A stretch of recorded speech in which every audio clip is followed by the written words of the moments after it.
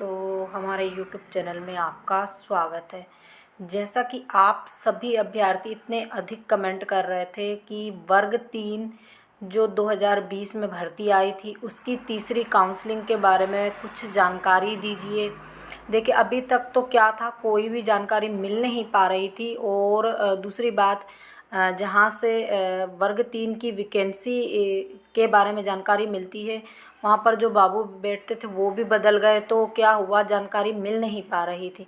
दूसरी बात यहाँ पर ये चीज़ भी है, हमने भी फिर ज़्यादा फोर्स नहीं किया क्योंकि जो नई भर्तियाँ चल रही, ज़्यादातर अभ्यर्थी उन्हीं के बारे में जानकारी लेना चाहते हैं क्योंकि जितने भी पुराने स्टूडेंट हैं उन्होंने भी नए का पेपर दिया हुआ होता है, तो सभी को नए के बारे में जानकारी लेना होती है। तो उसी पर हम वीडियो डाल देते हैं और उसी की जानकारी लेकर आते हैं। और एक समय में इतनी अधिक जानकारी कोई नहीं देता है। आप चाहे वो नए के बारे में पूछे या फिर पुराने के बारे में, या फिर क्या होता है कभी कभी वर्ग 1 पूछिए, 2 पूछिए, फिर नई पुरानी, इस प्रकार से इतने सवालों के जवाब कौन देगा। आप स्वयं भी समझ सकते हैं इस चीज़ को।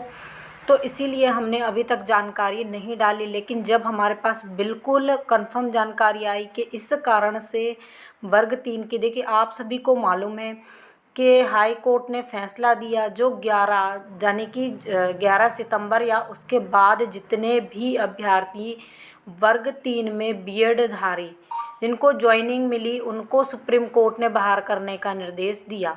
इस पर जो जितना भी प्रोसीजर है वो हम सब आपको पहले भी बता चुके हैं, तो मैं सोच रही हूँ उस टॉपिक पे बात ना करते हुए, आप सभी को मालूम है कि कहाँ कहाँ के अभ्यर्थी बाहर हुए, किन ज़िलों से। अगर आपको याद नहीं हो तो आप कमेंट कीजिएगा, हम आपको बताएंगे किन ज़िलों में सबसे ज़्यादा पोस्ट खाली हुई है और कहाँ पर पोस्ट खाली हो सकती है, और साथ में कहाँ पर ज़्यादा काउंसलिंग होगी। ये चीज़ें भी हम आपको बताएंगे, हमें पूरी जानकारी मिल चुकी है।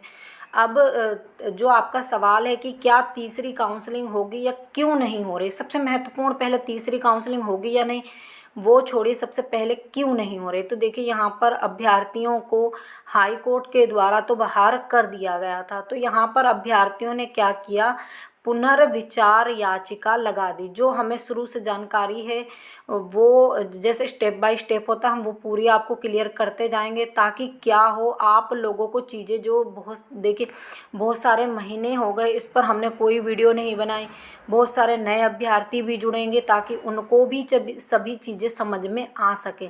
तो देखिए यहाँ पर क्या है, जो जितने भी अभ्यर्थी बाहर हुए थे 11 और 11 तारीख के बाद वाले, उन सभी ने क्या यहाँ पर पुनर्विचार याचिका लगा दी। अब यहाँ पर हम आपको एक चीज़ और भी बताएंगे कि विभाग इन अभ्यर्थियों की क्या मदद कर रहा है और हाई कोर्ट का इसमें क्या रोल है आपकी तीसरी काउंसलिंग ना होने में। सभी चीज़ें बिल्कुल स्टेप बाय स्टेप आपको क्लियर कर देंगे।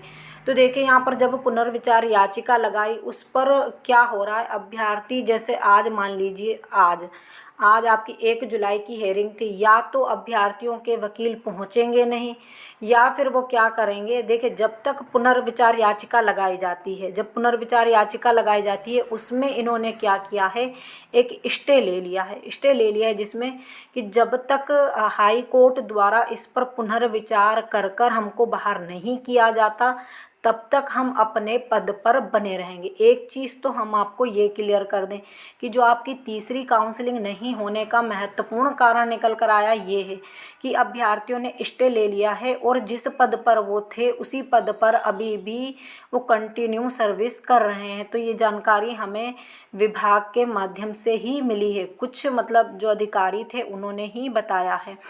तो यहाँ पर ये चीज़ सबसे पहले हुई, जब अभ्यर्थी जो सर्विस कर रहे हैं वो बाहर होंगे नहीं तो विभाग तीसरी काउंसलिंग कहाँ से करवाएगा। अब आप पहले तो ये सोचिए, जो पद जिस पर काउंसलिंग करवाना थी उस पर तो अभी व्यक्ति ही बैठे हैं और वो अपने जहाँ जिस स्कूल में जो बीएड-धारी अभ्यर्थी थे पढ़ा रहे थे वो उसी स्कूल में आज भी कंटिन्यू पढ़ा रहे हैं।